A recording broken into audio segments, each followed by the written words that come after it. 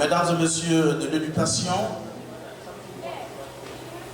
monsieur l'administrateur général du site Mosaïque,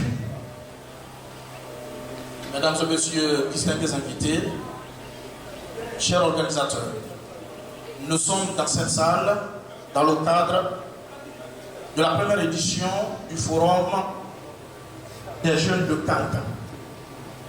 Je pense que l'initiative est salutaire et appréciée de tous. Nous voudrions, à l'introduction de cette communication, remercier les initiateurs, remercier tous les acteurs impliqués dans le processus d'organisation de ce forum. Nous voudrions aussi remercier les officiels, tous ceux et toutes celles qui ont bien voulu accepter de se déplacer pour rehausser l'éclat de cet événement. Nous vous disons merci. L'initiative est salutaire puisqu'il s'agit de la jeunesse. Il s'agit de discuter, de communiquer, d'orienter les jeunes sur les axes qui concernent leur développement personnel, mais aussi le développement de la société tout entière. C'est en cela que ce forum a tout son pesant d'or. Et c'est pourquoi, encore une fois, mesdames et messieurs, je vous demande d'applaudir les initiateurs de ce forum. L'événement a tout son pesant d'or, je l'ai dit, puisque inviter les jeunes à réfléchir, inviter les jeunes à discuter sur les réalités de la société et sur le devenir, leur propre devenir, constitue une activité sanitaire. Mesdames et messieurs, distingués invités, le premier panel autour duquel nous sommes réunis maintenant porte sur le thème immigration clandestine. La thématique est d'actualité. C'est une préoccupation aujourd'hui pour les institutions nationales et internationales, mais aussi une préoccupation de l'État guinéen. Quand on sait que la problématique de l'immigration clandestine a à la fois des avantages et des inconvénients pour notre société. Nombreux sont des jeunes qui, d'une manière ou d'une autre, prennent le chemin de l'Occident. Il y a des facteurs qui expliquent cette réalité. Il y a un ensemble de facteurs qui expliquent cette situation. Il y a des éléments auxquels il faut tenir compte dans l'analyse pour expliquer ce phénomène-là. Il y a des facteurs attractifs et des facteurs répulsifs, en tout cas, qui amènent les jeunes à aller ailleurs. Nous avons deux enseignants-chercheurs, jeunes brillants, qui vont tout à l'heure plancher sur cette thématique. De passage, je voudrais signifier l'arrivée de monsieur le maire, le panéliste. Ensuite, je passe la parole au second qui va se présenter. Merci, monsieur le modérateur. Moi, je me nomme Sako Tirankedoma Khalil. Je suis enseignant-chercheur à l'université, spécialiste en relations internationales Master 2 et chef service adjoint relations extérieures, coopération universitaire, scientifique et technique. Merci. Les panélistes viennent de décliner leur identité. Le modérateur, c'est Karamo Kondé, enseignant-chercheur au département de sociologie de l'université de Kankan, directeur du service de la communication au niveau de la même université et coordinateur régional de la coalition nationale des organisations de la société civile au NASOC. Bien, je le disais tout à l'heure, le thème c'est bien l'immigration clandestine. Dans un premier temps, je voudrais passer la parole à M. Fabou Koulibaly pour nous dire réellement c'est quoi ce concept-là, immigration clandestine. M. Fabou, vous avez la parole. Merci beaucoup, messieurs le modérateur. Chers invités, permettez-moi de préciser que nous procédons à cette communication avec le cœur très joyeux, en participant à ce forum initié par un groupe de jeunes très dynamique. Nous sommes animés par un sentiment de joie et une volonté ardente d'apporter notre part de contribution dans le cadre de la prise de conscience de la jeunesse africaine sur leur rôle et leur responsabilité dans le développement de l'Afrique de façon générale et dans le développement de notre chère Guinée de façon particulière. Mais je voudrais préciser que notre communication ne sera pas un cours académique, loin s'en faut. Ça ne sera pas non plus une présentation de recherches scientifiques très approfondies, mais c'est plutôt une façon de susciter des débats, de rappeler des notions que vous connaissez déjà, afin que nous réfléchissions ensemble sur les voies et moyens qu'il faut pour résoudre ce problème qui est en train d'assaillir notre société. Nous ne pourrons nullement avoir la prétention de vous donner une connaissance toute faite, étant donné que nous sommes en face de nos formateurs, nos professeurs, nos encadreurs, tant dans le monde journalistique. C'est le lieu et l'occasion pour moi de rendre hommage à Elhadj Mansa Sarbou Keita, l'AGP du Kankan, qui est mon formateur en journalisme depuis 2009. Je me suis retrouvé dans ses bras. Depuis lors, jusqu'au moment où je vous parle, c'est lui qui me forme en journalisme. Je lui dois tout. Nous avons également devant nous nos encadreurs dans la société civile. M. Alphonse Yongouno, président des organisations de la société civile du Kankan, est mon président. Depuis 2015, je suis dans cette plateforme de la société civile et Dieu seul sait ce qu'il fait pour nous dans le cadre de notre émergence. Qu'il en soit remercié.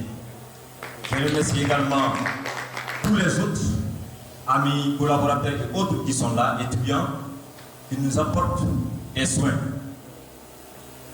Alors, nous nous retrouvons pour parler d'une problématique très importante dans le cadre de la vie de notre nation et par extension de toute l'Afrique.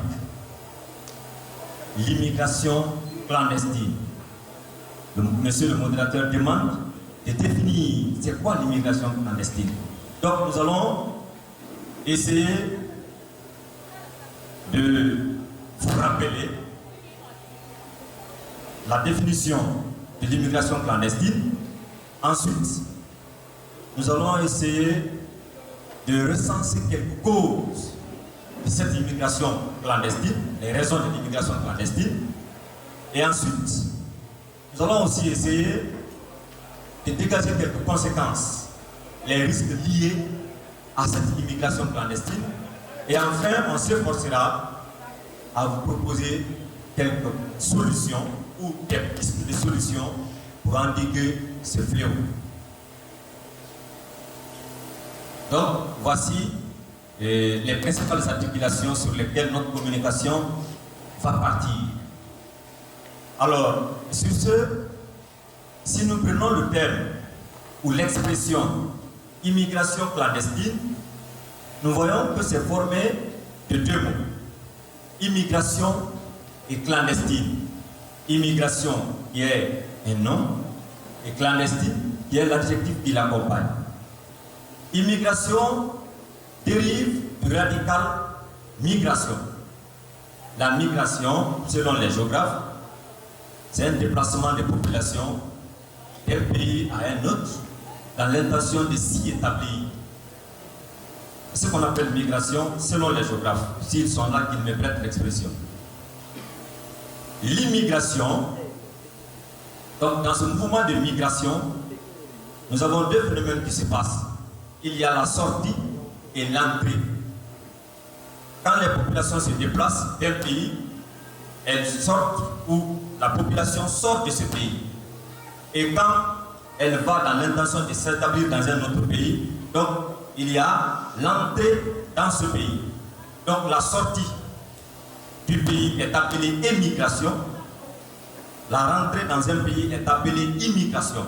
Donc la migration comporte à la fois l'émigration et l'immigration. Le pays d'accueil considère les populations venues comme des immigrants et le pays de départ les considère comme les immigrants. Donc l'immigration, pour le cas de l'Afrique, est la sortie massive des populations africaines vers le reste du monde. Et le cas le plus fréquent, c'est vers l'Occident. Clandestine, qui est le féminin de l'adjectif clandestin, veut dire de façon étymologique ce qui se fait dans la cachette. Donc, immigration clandestine, c'est le déplacement d'un pays pour un autre en cachette, de façon discrète. Et de fois, on remplace l'adjectif clandestine par irrégulière. On parle souvent d'immigration irrégulière.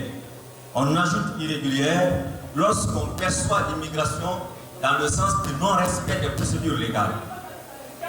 Pour se déplacer d'un pays à un autre dans ce monde moderne, il y a des règles, il y a des principes, il y a des procédures qu'il faut respecter.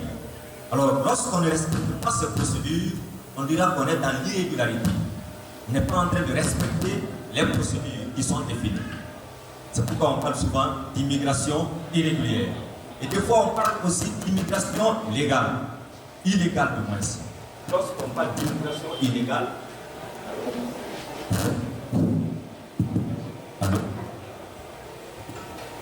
donc, quand on parle d'immigration légale, illégale, c'est lorsqu'on ne respecte pas encore la loi. C'est-à-dire qu'on n'est pas doté des documents qui nous permettent de se déplacer. Dans ce cas, on parle d'immigration illégale.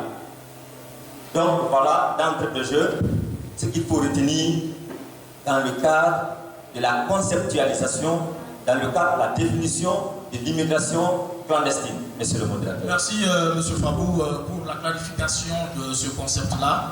Vous, en tant qu'historien, alors quel regard avez-vous sur cette réalité en tant que spécialiste des questions liées à l'histoire de l'Afrique? Qu'est-ce que cela pourrait engendrer dans un avenir proche ou lointain pour notre continent? À analyser le phénomène d'immigration clandestine, en tant qu'historien, je me retrouve dans le passé. Il y a eu un phénomène qui s'est passé en Afrique, qui a été condamné par tout le monde, qui a fait des siècles, 4 siècles durant, l'Afrique a subi ce phénomène éventuel. C'était bien la traite négrière, le commerce triangulaire. Aujourd'hui, quand je vois la vague ou la convoitise des jeunes, le penchant des jeunes pour ce déplacement vers l'Occident, en historien, mon analyse est simple. C'est que c'est une façon de justifier l'entreprise qui a existé en Afrique depuis les temps modernes, depuis le Moyen-Âge, qui est l'esclavage, la traite négrière. Si pendant la traite négrière, les Occidentaux quittaient l'Europe, les Européens quittaient chez eux pour venir acheter des esclaves en Afrique et aller les revendre en Amérique pour qu'ils travaillent dans les champs de plantation et dans les zones minières, au XXIe siècle, nous les jeunes Africains, nous sommes en train de dire à ces Européens que ce que vous avez fait pendant la traite négrière, vous avez effectivement raison. Il faut venir nous prendre et partir nous exploiter. Nous ne sommes rien, nous ne connaissons rien. Notre valeur, notre personnalité ne signifie absolument rien. Nous ne sommes que des objets qui doivent être utilisés. Nous ne sommes que des moyens par lesquels il faut passer pour s'enrichir. C'est pourquoi les jeunes Africains, par cet acte, ils disent aux Européens, si pendant la traite négrière, vous quittiez chez vous pour venir nous chercher, à ce 21e siècle, nous vous demandons de rester là-bas. Restez chez vous. Nous-mêmes, nous allons venir nous vendre à vous. Nous-mêmes, nous allons nous offrir à vous. C'est ça, c'est ce qui représente, sur le plan historique, l'immigration clandestine. Or, nous savons tous combien de fois la traite négrière a fait souffrir l'Afrique. Combien de fois la traite négrière, chacun de nous a vu ça dans les classes inférieures. Les conséquences ont été très très graves pour l'Afrique. Et c'est la même chose qui est en train de se répéter avec l'immigration clandestine. Merci M. Fabou. Avant de revenir tout de suite à M. Sako, nous allons glisser rapidement sur les causes de ce phénomène-là. En sociologie, par exemple, il a enseigné la théorie de la causalité. Ça veut dire que cette réalité a des origines. Il y a des facteurs qui expliquent justement l'immigration clandestine. Alors, qu'en pensez-vous par rapport aux causes de l'immigration clandestine? Merci beaucoup. Il y a un historien du nom de Gira Sklabash qui a dit qu'en histoire, rien n'est plus important que de rendre compte du principe de causalité, c'est-à-dire cause-effet. Aucun fait ne peut s'expliquer sans une cause. Tout est motivé par un certain nombre de facteurs. L'immigration clandestine, de façon un peu plus superficielle, un peu plus brève, obéit à un certain nombre de facteurs qu'on peut regrouper en deux. Il y a deux grands facteurs. Nous avons des facteurs externes et des facteurs internes pour les États africains. Je précise bien, nous parlons pour ce cas de l'immigration clandestine des jeunes Africains vers l'Europe. Donc pour le cas de l'Afrique, il y a deux grands facteurs qui expliquent l'immigration clandestine. Il y a des facteurs qui sont externes, donc qui dépassent la dimension de l'Afrique, et il y a des facteurs qui sont propres aux États africains. Les facteurs externes s'expliquent en premier lieu par le système libéral. Le système libéral qui existe maintenant là est animé de sorte que il y a un groupe d'États qui s'enrichit au détriment d'un autre groupe d'États. Alors, au fur et à mesure que ces États-là vivent dans ces situations, le fossé qui les sépare ne fait que s'enfoncer. Donc, cela fait que les autres continuent à s'appauvrir et l'autre groupe ne fait que s'enrichir. Or, quand il y a ce développement inégal, les autres chercheront toujours à rejoindre là où il y a mieux vivre. Donc, ce système-là fait que, dans le domaine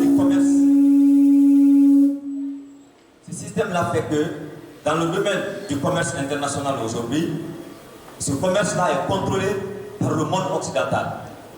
Les prix des produits qui alimentent les grandes industries européennes, les prix de ces produits sont discutés et sont établis, fixés par les États européens.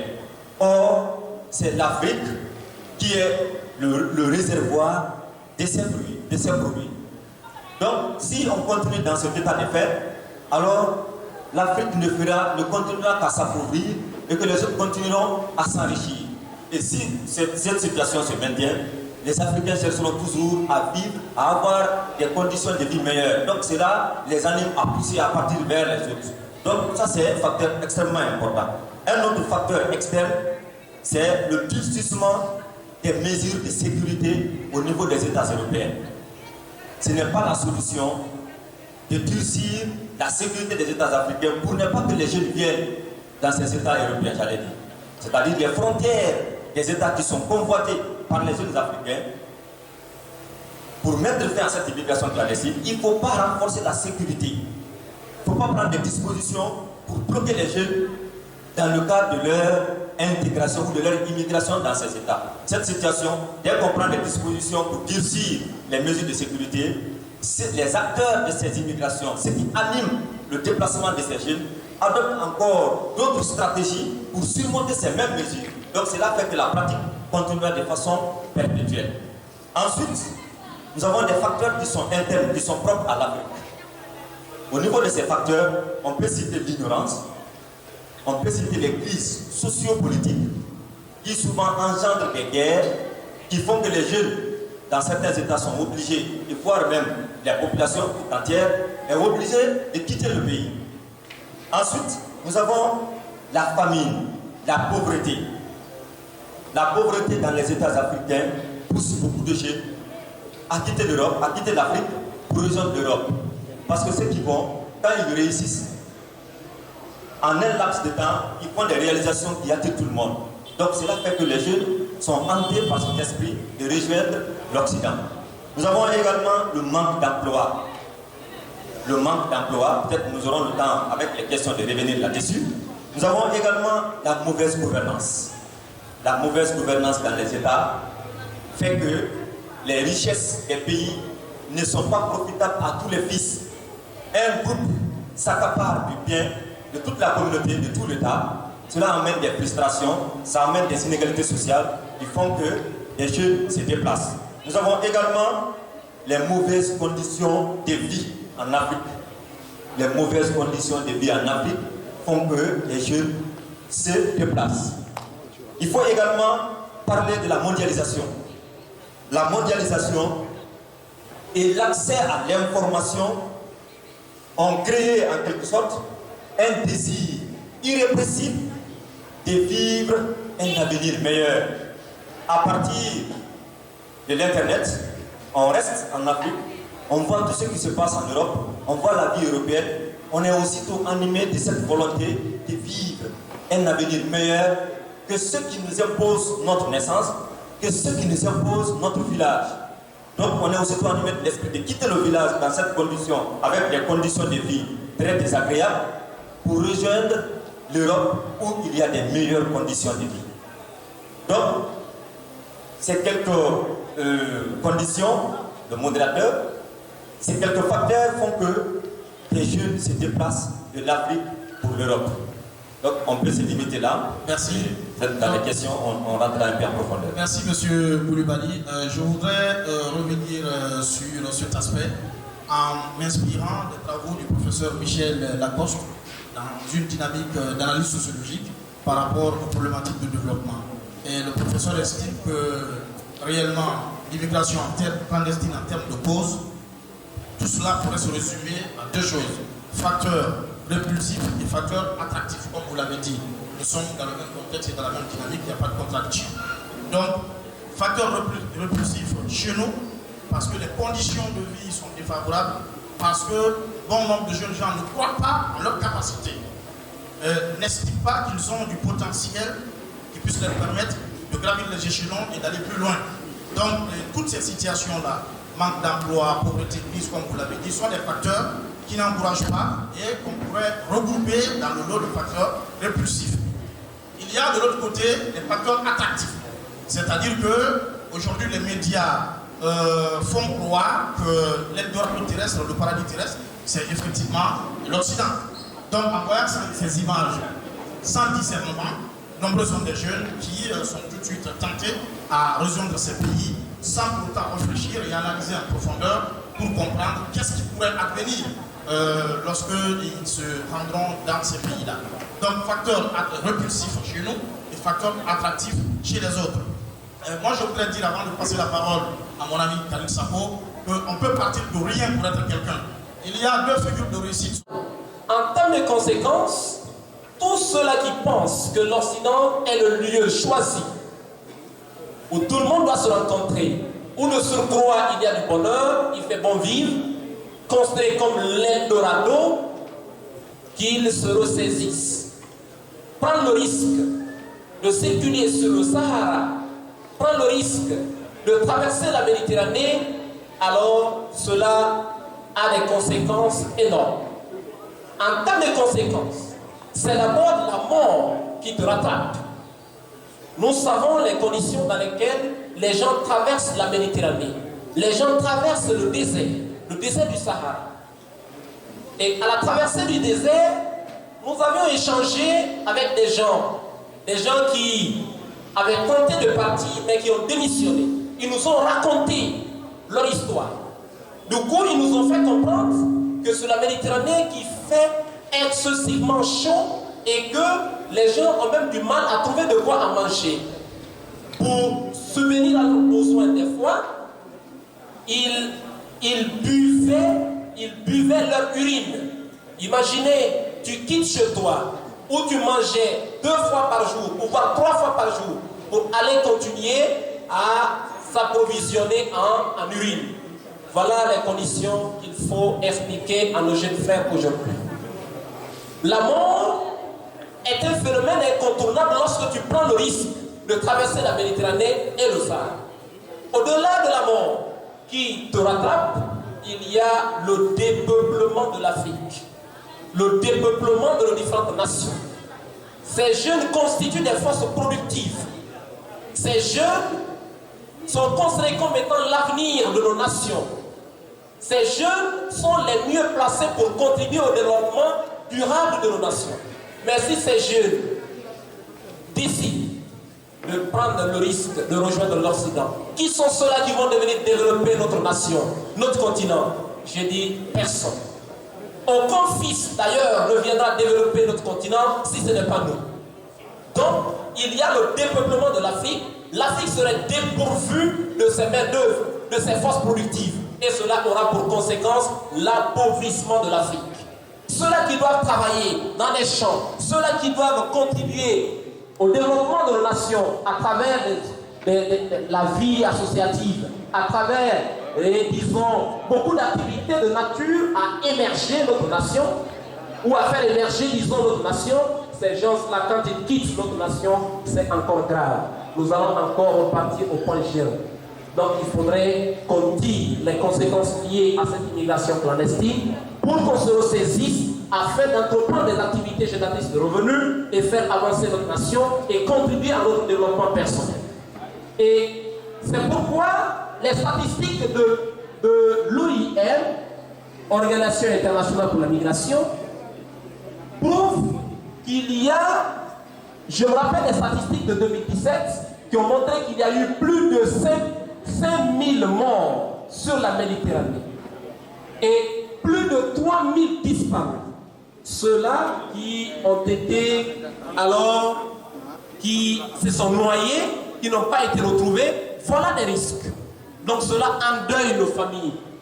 Les frères qui sont là, ils trouvent le besoin de se rendre à l'étranger, comme l'avait dit mon ami tout à l'heure, à travers des facteurs attractifs, pensant que c'est le bonheur qui se trouve à l'étranger. Si ce bonheur existait hier, aujourd'hui, ce bonheur n'y est pas.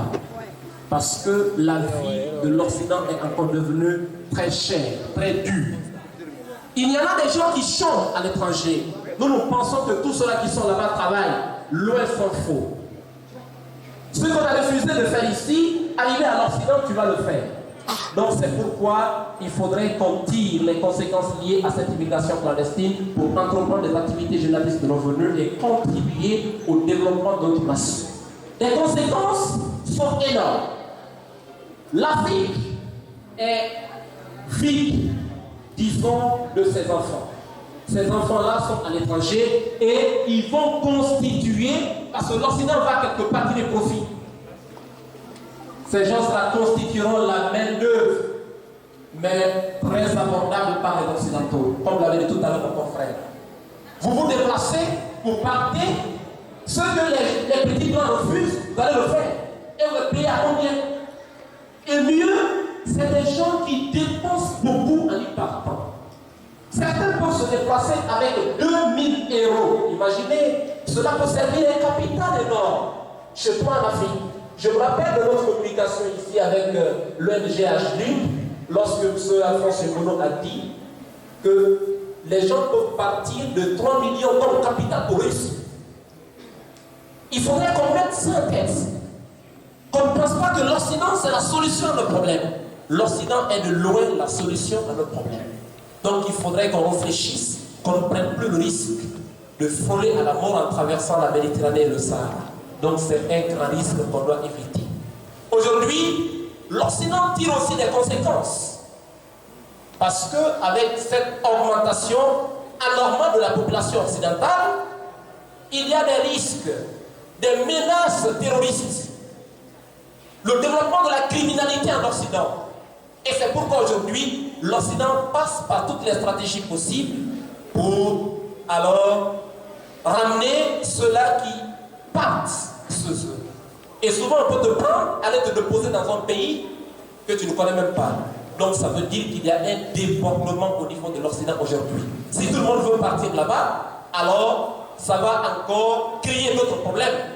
Et en Espagne, je me rappelle des statistiques de l'OIM et de Frontex qui prouvent à suffisance que ceux-là qui demandaient alors des documents d'asile au niveau de l'Espagne en 2017, c'est le Nigeria qui était en tête.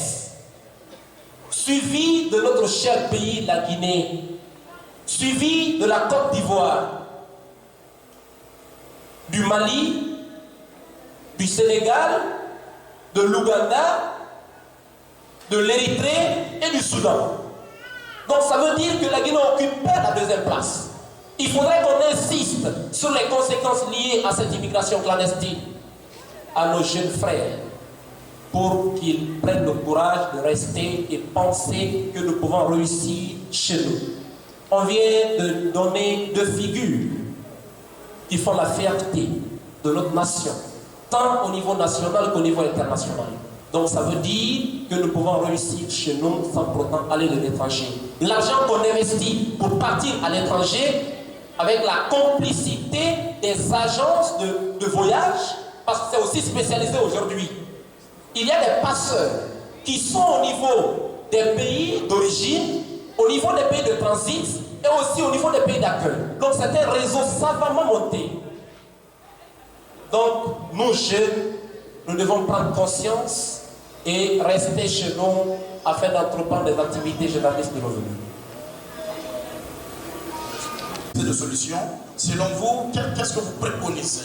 Que faut-il faire pour finir avec cette problématique, pour réduire de manière drastique le problème d'immigration clandestine? Quelle solution proposez-vous? Merci mon cher ami Condé. Nous devons comprendre aujourd'hui que tout problème doit avoir une solution.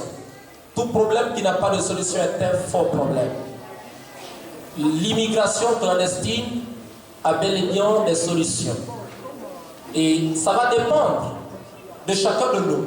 Parce que certains continuent toujours à penser que ceux-là vont mourir, mouriront et eux ils partiront. Et cela veut dire qu'il fait excessivement chaud. Si vous voyez que les gens partent aussi, c'est que ça ne va pas, les conditions ne sont pas aussi les mêmes. On ne peut pas en vouloir certains, mais nous pouvons toujours continuer à sensibiliser nos jeunes frères pour ne pas prendre ce risque. Alors, comme piste de solution, et nous devons aujourd'hui mettre en application deux objectifs fondamentaux développés par les objectifs du développement durable. Et nous savons pertinemment que nos nations sont des nations extrêmement pauvres. Nos nations sont des nations sous-développées. La famine, la pauvreté extrême pousse certains à quitter chez eux pour aller à l'étranger dans l'espoir de revenir assister la famille, participer alors à la résolution de beaucoup de problèmes au niveau de la famille. Mais retenons que nos différents gouvernements doivent faire tous les efforts possibles pour mettre en application alors ces deux objectifs. C'est la lutte contre la pauvreté partout dans le monde. Lutter contre la pauvreté, je sais qu'on ne peut pas définitivement mettre fin à la pauvreté, mais on peut contribuer à sa réduction. Faire de telle sorte que les richesses nationales soient rationnellement distribuées pour que chacun tire profit de quelque chose, pour ne pas qu'une partie tire profit et laisser la seconde partie. L'Afrique est vraiment riche. Si nous mettons en valeur toutes ces potentialités, nous n'allons pas alors prendre le risque de partir en Occident. Il faudrait que nos politiques revoient les stratégies. Je me rappelle à ce niveau de ce qu'avait affirmé le philosophe réglement ivoirien. Il dit que malgré les richesses agricoles, minières et minéralières, nous sommes victimes de l'endettement à croissance exponentielle et baignons dans l'économie sous perfusion. C'est la mondialisation de l'économie à sens unique, à pensée unique et du maître à penser. Réveille-toi l'Afrique. L'Afrique doit donc se réveiller pour regarder en face les risques de la jeunesse africaine. Si les conditions étaient réunies, peu de personnes allaient prendre le risque de frôler à la mort en traversant la Méditerranée et le Sahara. Donc il faudrait qu'on revoie un peu nos politiques de gouvernance. Aussi, il faudrait faire preuve de justice. Parce que les violences politiques entraînent aussi alors le déplacement de certains parce qu'ils pensent qu'ils sont poursuivis. Donc il faudrait qu'on revoie toutes ces situations et faire tout possible pour que les conditions alimentaires soient vraiment réunies parce que nous optons pour l'autosuffisance alimentaire. C'est chose qui est aujourd'hui l'un des véritables combats menés par le président de la République. Il faudrait que nous mangeons ce que nous produisons et produisons ce que nous mangeons. Merci. Merci M. Khalil Sako par rapport à ces précisions. Avant de revenir à M. Fabou Koulibaly, je voudrais relever un aspect. Je voudrais signifier simplement que c'est important de promouvoir la prise de conscience au niveau de cette catégorie de population qu'on appelle jeunes gens, la jeunesse. Il faut la prise de conscience, ça me fait rappeler au point de vue de Sékou Touré, dans l'Afrique en marche, je cite, où que l'homme se trouve, il n'a et ne doit avoir qu'un seul maître, la conscience qui lui dicte les devoirs à accomplir. Fin de citation. C'est important que nous en soyons conscients, que l'on comprenne tous les enjeux, que l'on comprenne les conséquences liées effectivement à l'immigration clandestine. Lorsque les jeunes sont sensibilisés, conscients du danger qu'ils courent en s'engageant dans la dynamique de l'immigration clandestine, je crois que cette prise de conscience va permettre de résoudre le problème de manière très importante. Alors, M. Fabou, nous sommes presque à la fin de ce premier panel-là. M. Fabou, votre point de vue sur votre proposition par rapport à l'immigration clandestine, rapidement. Voilà, mon collègue Ibrahima Khalil Sako a déjà proposé quelques pistes de solutions.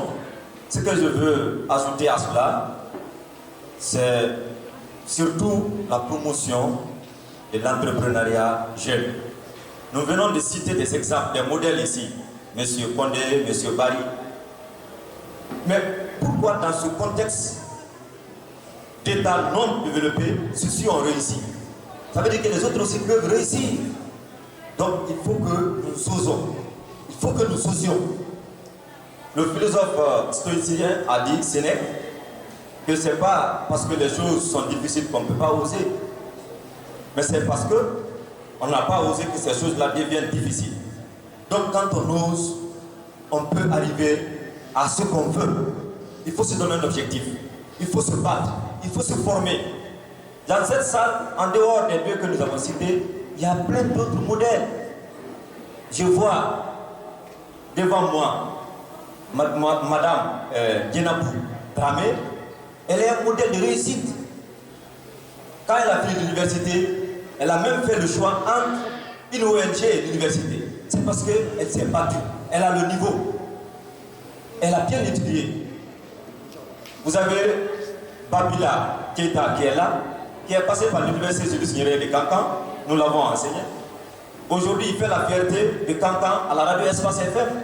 Il est parti où? De Cancan. Donc, il faut que nous osions. Nous avons des potentialités. Nous sommes intelligents, mais nous n'avons pas confiance en soi. Deuxièmement, il faut que nous, Africains, nous prenions conscience que personne d'autre ne pourra venir développer notre Afrique si ce n'est pas nous, les Africains. Mais malheureusement, la colonisation a laissé des conséquences, des tâches qui restent encore vivaces en Afrique. L'infériorité, l'esprit de l'infériorité, le complexe d'infériorité, ça ne quitte jamais la tête de l'Africain. Il pense toujours que le blanc ou la couleur blanche est symbole de l'excellence, de la perfection. Or, le noir aussi peut réussir. C'est le même sang qui coule dans les veines du noir et du blanc. Donc, il faut que nous prenions conscience que nous avons subi beaucoup de coups dans l'histoire, que nous devons désormais assumer notre destin. Tout le monde parle aujourd'hui des États-Unis d'Amérique. Ils sont partis de combien d'États? 13 colonies. Ils ont été colonisés par l'Angleterre. Quand ils se sont démis de la colonisation, ils se sont battus. De 13 colonies, on parle aujourd'hui d'une cinquantaine d'États. Aujourd'hui, ils constituent les gendarmes du monde. Qu'est-ce qui a fait ça? C'est qu'ils se sont battus. C'est ce que Barack Obama a dit aux jeunes Africains. Il dit que les jeunes Africains ne se battent pas. Tout ce qu'ils connaissent, c'est se montrer sur Facebook. Se faire monter des photos sur Facebook. C'est tout leur travail. Et avec ça, où on ira? On ne se forme plus. Si vous partez à l'université, vous allez prendre la tête. Comme ça, comment l'Afrique pourra se retrouver? Il faut qu'on se forme. il faut qu'on lise, il faut qu'on apprenne la science. Prenez l'exemple sur le Nigeria, l'Afrique du Sud. C'est des pays aujourd'hui qui n'ont rien à envier à l'Occident. Un petit Nigérien peut te monter un ordinateur. Ils ont appris la science. Donc il faut que nous d'abord, que nous ayons confiance en nous, que nous sommes capables de révolutionner des choses en Afrique, et que nous aussi nous avons un rôle à assumer dans l'histoire devant l'Occidental. Sinon, nous allons continuer à rester à la traîne des autres. Je vous remercie. Merci.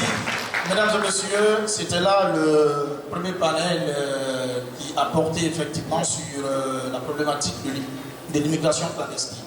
Avant de clore cette partie, je voudrais d'abord vous remercier de l'attention que vous nous avez accordée. Rappeler ici que de toutes les ressources, la ressource humaine constitue la plus importante. Comme le disait Jean Baudin, il y a des ressources que l'homme. Ça veut dire que nous devons capitaliser cela. Ça veut dire que nous avons du potentiel. Je l'ai dit à l'intro de cette publication. Je voudrais revenir pour dire aux jeunes gens que nous avons des potentialités naturelles en nous qu'il faudrait effectivement renforcer, qu'il faudrait valoriser. Mon collègue Fabou l'a signifié tout à l'heure. Et quand vous partez aujourd'hui à l'université, avec le système LMD, M. Mamoudou Bali ne dira pas le contraire, eh bien, le niveau, effectivement, des étudiants a baissé de manière drastique. Donc, à partir déjà de l'élémentaire et du secondaire, on sait tout ce qui se passe, et à l'université. C'est grave pour notre société, puisqu'il faut maîtriser le savoir. Il faut éviter ce qu'on appelle la sécheresse intellectuelle dans notre société. Le développement passe par les hommes, mais des hommes qui ont accepté de se former, de maîtriser effectivement la science. Moi, je suis un sécoutréiste, vous me permettrez de citer Sékou Touré, encore une fois, qui a rappelé dans Révolution culturelle, je cite, « Le bonheur ne se donne pas, mais il s'acquiert. Plus il s'accroît et plus doit être grande la capacité requise pour sa sauvegarde. » Fin de citation. Ça veut dire que ce que nous ambitionnons comme développement bonheur, eh bien, ça s'acquiert. Ça ne se crée pas un beau matin sous forme d'une baguette magique à rond d'argent. Il faut travailler, il faut se former. Il faut travailler tous les jours. Toutes les nations hautement développées aujourd'hui ont accepté hier de travailler, de s'engager dans la dynamique de la production et de la maîtrise de la science, de la technique et de la technologie. La jeunesse constitue aujourd'hui l'espoir des États africains. Les démographes nous enseignent un concept important qu'on appelle le bonus démographique. Le bonus démographique indique que d'ici à l'an 2035, l'essentiel de la population active mondiale sera essentiellement africain. D'ici à l'an 2035. Ça, c'est le concept de bonus démographique. C'est pour dire, encore une fois, que nous avons des potentialités. On a beaucoup de gens dans la catégorie population active. Mais si ces gens ne sont pas formés, s'ils ne sont pas conscients, ils vont se retourner contre la nation dans les situations conflictuelles, de crise, de guerre, etc. On parle de concept de dividende également, dividende démographique. C'est pour dire que c'est une potentialité. Avoir une frange importante de jeunes gens dans la population, donc population active. Mais si cette population n'est pas encadrée, orientée, si elle n'est pas bien formée, eh bien, elle va se retourner contre l'État en organisant tous les jours des grèves, des marches, des situations conflictuelles. Eh bien, ce qui handicape effectivement le développement de nos sociétés. En tout cas, l'État compte sur la jeunesse et nous jeunes devons nous départir du complexe d'infériorité et croire en nos capacités. C'est extrêmement important. Je rappelle à M. Touré en terminant, pour qui la jeunesse constitue le fer de lance de toute politique de développement. Alors pour que la jeunesse soit effectivement le fer de lance des politiques de développement, c'est important que nous ayons une jeunesse bien formée, une jeunesse consciente, une jeunesse orientée dans la dynamique du devenir positif. C'est extrêmement important. Ça commence aujourd'hui. On peut partir effectivement de tout cela pour réussir demain. Merci de l'attention. Et la seconde phase de ce panel-là, c'est bien l'interactivité par rapport aux questions. Nous allons prendre ceux qui voudraient intervenir en termes d'amendement et en termes de questions. Voilà, le débat est ouvert. On va commencer par là. Est-ce qu'il y a des gens qui voudraient intervenir en termes d'amendement ou qui ont des questions à poser aux panélistes? Par là, à droite. Ici. Oui, monsieur. Venez s'il vous plaît pour faire circuler ce micro. Voilà, vous vous présentez Si vous avez une question, vous posez votre question, ou alors si c'est un amendement, eh bien, il n'y a pas de problème. Allez-y. Bonjour dans l'ensemble, moi c'est Kamara Sorien, étudiant diplômé de l'Université de Cancan, département de sociologie, membre actif du FOSEC. Je remercie les deux conférenciers qui ont amplement fourni l'effort pour nous et aussi les participants. Moi j'ai une question. Comme vous avez parlé de l'émancipation de la jeunesse à travers l'entrepreneuriat qui nous réunit ici aujourd'hui. Maintenant, nous qui sommes les jeunes ayant pris un peu de conscience en entreprenant ces actes d'initiative, il y a la présence des institutions internationales parmi nous. Maintenant, je voudrais savoir quelles opportunités ont ces institutions-là pour ces genres d'initiatives et aussi de la part de l'État. Je vous remercie. Et là, il est mieux placé pour dire est-ce que son institution a des opportunités pour l'émergence des jeunes. Monsieur Barry, il vous plaît de procéder ne serait-ce que quelques mots, voilà, pour satisfaire notre étudiant.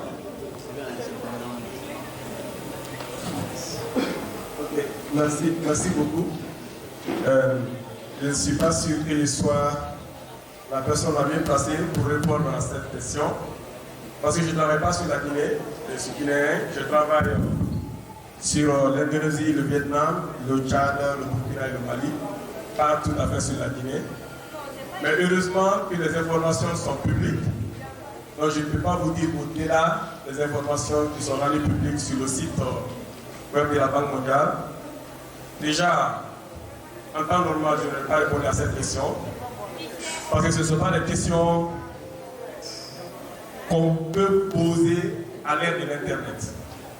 Il faut aller sur le net, tu as toutes les informations.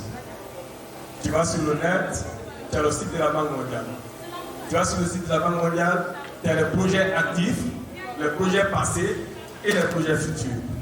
Dans chaque projet, il y a tous les détails. Ce qui est pour les jeunes, ce qui est pour les femmes, quels sont les montants, qu'est-ce qui est prévu pour une région ou une autre. Toutes les informations sont en ligne. Bon, à Cancan, je ne parle pas en parabole parce que c'est ma ville, je dis la vérité aux jeunes. Je ne vais pas répondre à cette question. Je sais qu'il y a des choses très intéressantes pour les jeunes, il y a des projets très intéressants pour les jeunes. Le président Alpha Condé a dit que ce sont les jeunes qui sont la priorité de son mandat. C'est vrai qu'il a certaines difficultés à mettre en œuvre tout ce qu'il veut faire pour les jeunes, mais il sait beaucoup de choses pour la jeunesse. D'accord. Cherchez l'information vous-même. Il y a beaucoup de choses pour les jeunes, mais je n'ai... Bon, si je ne réponds pas, peut-être que vous allez avoir l'impression que je ne sais pas. Il y a un projet actuellement de 30 millions de dollars. 30 millions de dollars, c'est un minimum 150 milliards de francs guinéens, qui vise à promouvoir l'accès au financement des PME. Dans ce projet, il y a une composante de 5 millions de dollars.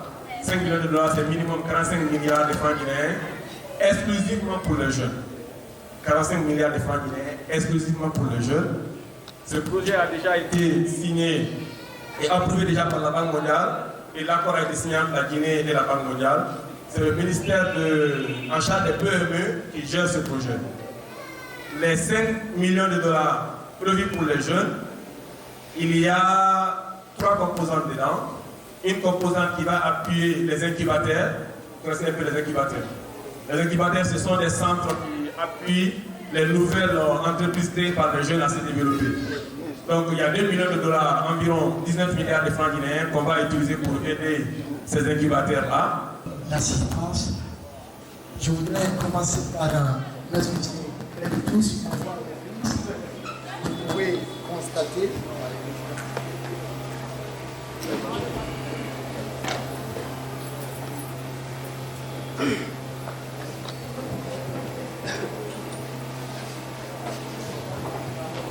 Voilà. Je disais bonjour à ces brillants conférenciers et à toute l'assistance pour la mobilisation de ce matin. Je suis Mamoudou Babila Keïta, c'est déjà dit par mon grand frère Kanamon Kondé. Veuillez m'excuser parce que ma voix elle est prise. Mais compte tenu de la pertinence de cette thématique, je me suis vu dans l'obligation de prendre la parole. J'appartiens à un réseau de journalistes spécialisés sur les questions d'immigration clandestine auprès de l'OIM à Conakry. C'est partant de ce fait que je voudrais me prononcer sur cette thématique. Veuillez accepter que je vous fasse écouter 2 éléments de reportage que j'ai eu à réaliser sur le phénomène qui nous préoccupe tous aujourd'hui, qui est la question de l'immigration clandestine. Prêtez attention à ces témoignages.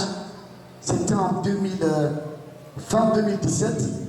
J'ai rencontré des jeunes migrants retournés au pays en cours de voyage. J'ai quitté Cancan et qui m'ont raconté le calvaire qu'ils ont vécu sur le chemin du bonheur, entre guillemets.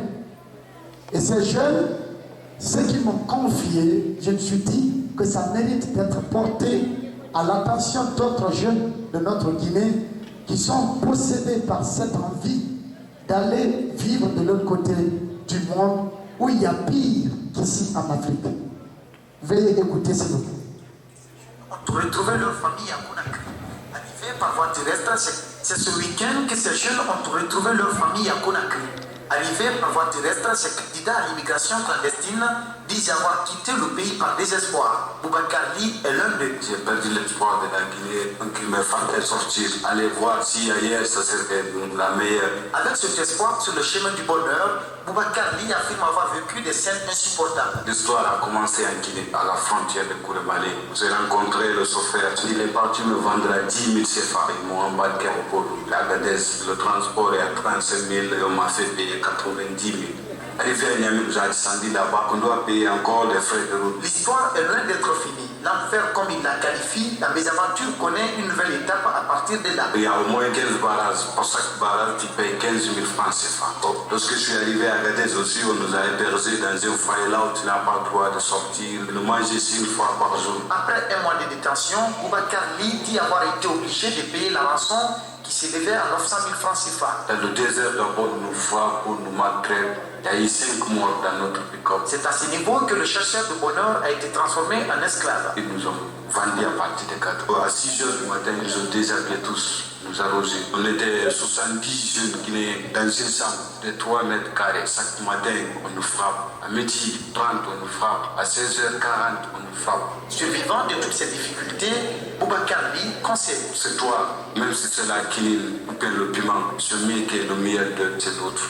La jeunesse guinéenne doit avoir la conscience et se lever, se battre pour que nous-mêmes, nous aussi, on se développe. L'État aussi doit venir au secours. Ça, c'est le premier reportage. Le deuxième reportage, c'est un jeune de Cancan, de Sanfina, tout près à 15 km de Cancan, qui m'a contacté à partir de la Libye. Il était en prison, il a donné de l'argent à un des passeurs pour pouvoir entrer en contact avec un Guinéen. Et Dieu faisant bien les choses, c'est moi, ce jour qu'il a eu au téléphone, à partir d'espace.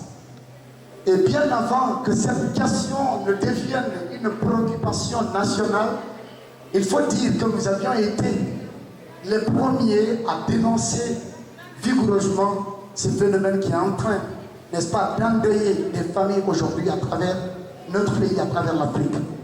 Lui, c'est Ibrahim Sanfina Daki.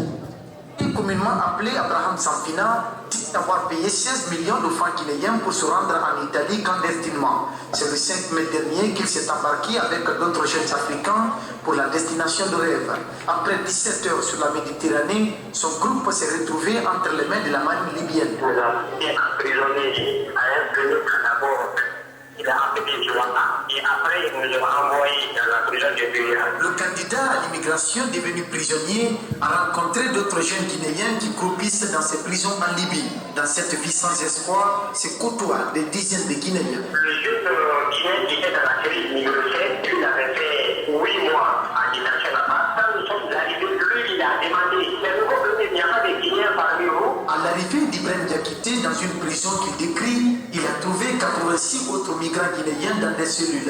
En plus des tortures qui leur sont infligées, les détenus n'ont droit qu'à un seul morceau de pain par jour. Les conditions de détention est inhumaine et pour l'assurer, j'ai certains États guinéens. Il y a des Guinéens qui sont là, d'autres ont fait 8 mois, d'autres ont fait 11 mois, d'autres ont fait 7 mois. Notre interlocuteur a réussi à se tirer de cet enfer en payant 2000 dinars libyens, soit plus de 10 millions de francs guinéens. Un détenu peut tomber malade jusqu'à mourir. Après, les Guinéens vont venir transporter son corps pour aller le jeter sur le désert. La libération de ce migrant donne de l'espoir aux autres prisonniers guinéens, avec les témoignages de ces derniers que leurs parents et les autorités guinéennes feront tout pour leur sortir de ces bourbiers. Voilà. Je crois qu'il n'y a plus de questions à se poser sur cette question. Mes frères et sœurs jeunes de Cancan, de la Haute-Guinée, vous avez compris ces témoignages, comment ils ont été vendus. L'autre qui a déboursé 16 millions pour faire le voyage et 10 millions pour sortir de la prison. 26 millions pouvaient le servir, employer d'autres jeunes ici même à Cancan. Alors, je n'ai pas de commentaires sur cet élément. Monsieur Caramon Condé, veuillez accepter parce qu'on parle de l'immigration clandestine. Souvent, on parle du danger lié à ce phénomène et également des opportunités de réussite sur le terrain. Aujourd'hui, auprès de l'OIM, il y a un projet qu'on appelle le projet Omega. Opportunité de meilleur avenir pour la Guinée et l'Afrique. Ce projet est financé par l'Union européenne à hauteur de 500 000 euros, juste pour accompagner des jeunes qui voudront, n'est-ce pas, entreprendre quelque chose sur le terrain, afin d'éviter, n'est-ce pas, ce voyage vers l'enfer et se prendre en charge, venir en aide à d'autres jeunes. Ce projet nous a enseigné que généralement, on traite ce phénomène sous deux angles principalement. Ces deux angles, ce sont les dangers liés à l'immigration clandestine et on dit aux jeunes, on raconte aux jeunes quelles sont les opportunités de réussite sur le terrain. Mais il y a d'autres facteurs qu'il faut évoquer. Le discours des passeurs. Ceux-là, ils sont des frères séducteurs qui, n'est-ce pas, arrivent à convaincre ces jeunes sur toutes les opportunités, toutes les chances du monde. Ce sont des vrais illusionnistes. Ils font croire à ces jeunes qu'ils ont de meilleurs à gagner ailleurs, alors que c'est un discours qui est bâti sur du faux. Non seulement ce discours des pasteurs, il faut lutter contre, il faut également évoquer les conditions de vie des migrants irréguliers qui sont en Europe. Il faut évoquer leur vie, parce qu'ils passent sur les réseaux sociaux, aller devant les belles immeubles pour se prendre en photo, mettre ces photos sur les réseaux sociaux, à dire que je suis en Allemagne, je suis en France. Ce sont ces images qui attirent d'autres jeunes Africains, Guinéens, à dire qu'il faut que moi aussi aille de ce côté pour vivre ce bonheur, cette vie paradisiaque que M. X est en train de vivre. Et quelle autre condition? Il faut évoquer les conditions d'obtention de documents légaux pour faire ce voyage. Parce que dans les ambassades aujourd'hui, il faut oser le dire. Il faut oser le dire. Des petits blancs ont tout le pouvoir de se trouver n'importe quel document et au moment qu'ils le veulent pour se rendre en Guinée. Mais des ministres guinéens, je vous dis bien des ministres guinéens, des députés guinéens ont du mal à obtenir un visa pour la France. Quand on vous donne un visa, pas au-delà d'un mois. Cela veut dire quoi? On est réduit.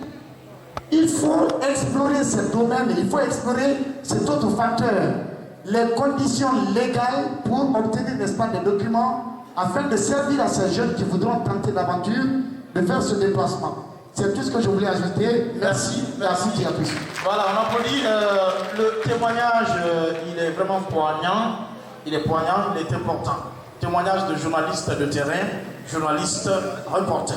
Je voudrais passer aujourd'hui en Afrique, il y a plus de chances de s'en sortir localement qu'à l'étranger. Quand nous étions petits, quand tu voyais un bel immeuble en Guinée, une belle voiture à Cancan, c'était généralement pour quelqu'un qui vient des États-Unis ou de la France. Aujourd'hui, les belles voitures, les belles maisons en Guinée, ce sont ceux qui réussissent à Cancan et ceux qui réussissent en Guinée. Je ne l'invente pas. Allez-y dans les quartiers, vous voyez si ce sont ceux qui sont en Guinée ici qui ont plus de moyens, de choses solides que ceux qui sont en Europe. Monsieur Mamadou Dos Camara qui est là, c'est un grand frère à moi. Il a beaucoup d'amis qui sont allés à l'étranger, quand ils sont sortis de l'université. Il a joué à Conakry. Aujourd'hui, quand il va en Occident, il donne 500 € de cadeaux à certains de ses amis. S'il entre dans les détails, vous allez le savoir. Et il n'est pas un cas forcément exceptionnel, il y a beaucoup de cas comme ça. Et ce qu'il disait, des jeunes qui mettent des photos, j'en connais, ils sont en Occident, ils mettent des photos. Je vous jure, il n'y a même pas un an, il y a un des petits à qui j'écrivais. Il est en train de me demander 200 € parce que tu n'as pas quoi manger en France. Et tu mets des photos pour attirer d'autres personnes à venir en France faire la même chose. Ça, c'est la première chose. La deuxième chose, je vais vous le dire, les efforts que vous dépensez pour aller en Occident et pour y vivre, si vous dépensez les mêmes efforts en Afrique, je vous jure, vous avez une meilleure chance de réussir. Je le dis parce que j'ai été sur tous ces continents, j'étais dans tous ces pays, je les connais tellement. Et j'ai été aussi en Afrique. J'ai poussé la charrette quand j'étais petit, quand on Trobori. J'ai été ouvrier maçon pendant un bon moment. Quand j'étais ouvrier maçon, en fait, on remplissait les camions des sables qu'appelle Takatien qui est fait un colon. J'ai gagné environ 100 000 par jour. 100 000 par jour, je ne consommais pas plus de 30 000 par jour. Cela veut dire que j'économisais environ 2 millions par mois. En une année, j'ai 20 millions. En une année, j'ai 20 millions chez mon capital. Je le faisais pendant les vacances pour gagner mes dîners ou autres. C'est pas sorcier. Il faut travailler. C'est tout ce que je voulais ajouter. Et là-bas, tu ne pourras pas remplir les camions de ciment. Aujourd'hui, en Amérique, ce sont les Mexicains qui font ce boulot-là. Ils sont très résistants. Vous savez que Messi est très résistant sur le terrain, non? Ils sont très résistants. Je vous remercie. Merci à vous, monsieur Mamadou Nanalebari. Ok, s'il te plaît, puisque nous avons l'ONG Agile qui est notre partenaire, qui est partenaire de l'événement, monsieur Soso Kanté a juste 2 mots à dire, voilà, pour clore la partie. Je crois que nos collègues conférenciers et modérateurs ont eu à dire l'essentiel sur qui doit nous interpeller tous. Étant coordinateur de Conakry jusqu'à Farana, et puisse vous dire qu'il est temps pour nous de faire une prise de conscience. Moi, j'ai rencontré un migrant retourné qu'on a eu à accompagner à Farana. Il me dit qu'il a eu à mobiliser 4 000 €. Vous imaginez le montant? Donc, je peux vous dire aujourd'hui, le problème auquel nous sommes confrontés en tant que jeunes, c'est parce que nous sommes désœuvrés. Les jeunes ne savent pas ce qu'il faut faire. Aujourd'hui, quand vous demandez aux jeunes pourquoi vous ne voulez pas entreprendre, ils vont tout simplement vous dire parce que je ne peux pas obtenir un accompagnement financier. C'est pas vrai, il y a l'argent. Mamoud vous a dit. Le projet de réintégration fait 5 millions $ que nous avons piloté. 6 000 migrants, aujourd'hui, nous sommes à 12 000 retournés en Guinée. C'est-à-dire qu'ils sont recensés par le biais de l'Organisation internationale pour la migration. Donc, il y a plusieurs éléments à expliquer, mais moi, je voudrais attirer l'attention des jeunes à la formation. Entreprendre sans apprendre et vouer à l'échec. Il faut apprendre. Et il faudrait qu'on revoie aussi ces modules d'apprentissage. Il va falloir un moment, et si nous voulons organiser des colloques, des forums pour les jeunes, qu'on organise dans les quartiers, qu'on fasse ce qu'on appelle du coaching de proximité. Ce n'est pas tous ces jeunes qui ont la chance de venir dans la salle Rochemine, s'habiller comme moi, comme vous. Ils sont dans les quartiers désœuvrés. Donc si on ne les oriente pas, si nous pensons que nous avons réussi avec le statut que nous avons aujourd'hui, ce n'est pas durable. Parce qu'un jour, à une petite seconde d'heure, ils vont venir casser tout ce que nous avons à préparer pendant des dizaines d'années. Donc réussir, c'est réussir à faire réussir des semblables. Voilà, on va tous appeler maintenant que nous sommes heureux. Donc on peut être vraiment dans la tranquillité, on peut vivre dans la paix, on peut avoir le bonheur, mais être heureux, je crois que c'est un terme qui est collectif. Voilà un peu ce que je voulais ajouter sur ce que nos collègues ont dit. Je vous remercie. Merci. Communication scientifique, les étudiants ne viennent pas. Alors, invitez un artiste tout de suite. Que ce soir, eh bien, vous allez voir la mobilisation. Une foule immense de danse va se dresser devant nous. Et chaque fois que nous avons des conférences à l'université dans les amphis, mon équipe et moi, nous passons de ça dans ça. Nous sommes obligés de négocier avec certains enseignants pour libérer les étudiants et nous sommes devant pour encadrer ces gens-là, les traîner vers la salle. Si vous n'êtes pas ensemble, ils sortent de ces salles-là, ils sortent, je m'excuse, et ils continuent à la besoin d'entrer. C'est pour dire que, eh bien là, nous n'avons pas le goût d'apprendre. Il faut avoir le courage de se dire la vérité. Mahmoud Bariala, il ne dira pas le contraire. On cherchait des conférences à l'université. Chaque fois qu'il y avait des conférences, au niveau de la bibliothèque, on cherchait à Oshmin, etc. Alors aujourd'hui, c'est autre chose. Merci à toutes et à tous. Monsieur le maire de Matoto, encore une fois, l'université vous remercie. Vous avez accepté de parrainer une promotion, toute une faculté, récemment à l'université de Kankan. Nous vous en remercions. Nous remercions la presse, notre formateur en journalisme, Elas Bansa Sarbou. Merci d'être venu. Merci à tous les collègues journalistes. Merci à notre père, M.